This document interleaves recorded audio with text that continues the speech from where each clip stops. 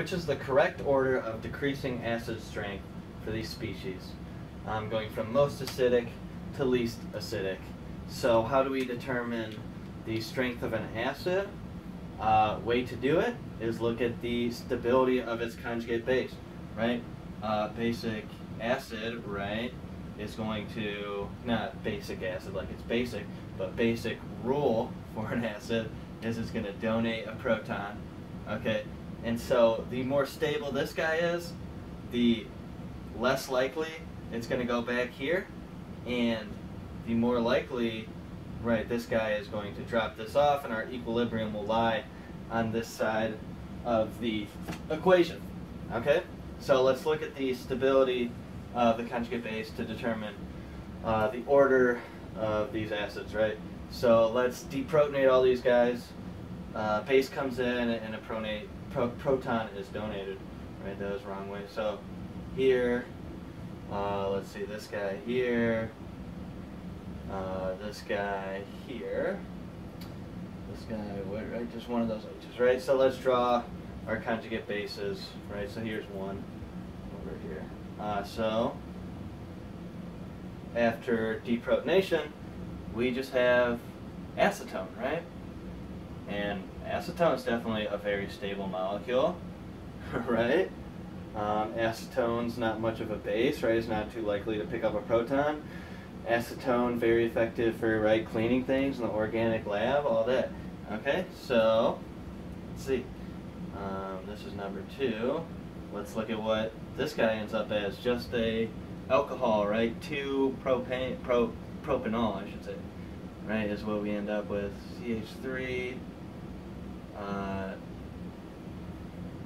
Yeah. CH3, CH, CH3, OH. That's what we have now. So that's just an alcohol. Okay, so number 3. Okay.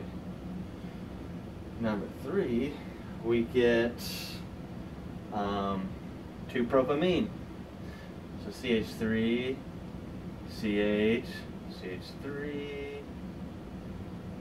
Okay, I did something wrong because 4 and 3 are exactly the same compound. Hold up. Oh no, CCl3. Okay, read that wrong. Okay, so this is 2-propane. Okay, and this guy number 4 is over here.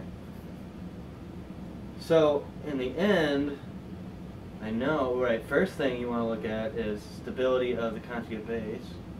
CH, CCl3, and H. Okay, this was 2. Right? Okay, so what we can see from stability of the conjugate base is this guy is least likely to go back and pick up a proton, right? So that's going to be the strongest acid. So this guy should come first. Put a 1 there. Okay, so after this, we should know our pKa table, and we should know a couple other things about acids that'll help us straighten these out. So for our pKa table, alcohols and waters have pKa of approximately 15.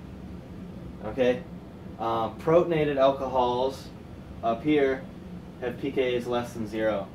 Protonated amines have pKa's approximately equal to 10. Right?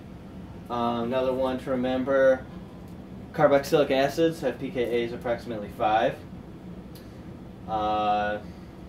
Protonated carboxylic acid less than 0, but that's not involved in this problem, right? Just for, there's a table in the book that you should have down, right? So, okay, just looking at this, we can tell 2 will be the second, 2 will be the second strongest acid, right? So next, it is a stronger acid than this guy and this guy. Both of these will be approximately 10, so now how to separate 3 and 4 and determine which one's stronger? Well, one factor that determines acidity is inductive electron withdrawal. So these guys, this is a C with 3 chlorines on it, right? So with 3 electronegative atoms on it, right? Cl, Cl, Cl. So there's a lot of electron density here, and we're pulling negative charge in this direction, right? So we're pulling minus charge away from this guy, really, stabilizing this guy, making it less likely to pick a proton back up, stabilizing the conjugate base, right? This inductive electron withdrawal makes this guy a stronger acid. So this is going to be number 3 and number 4. So our order should be 1, 2, 4, 3. And 1, 2, 4, 3 is A.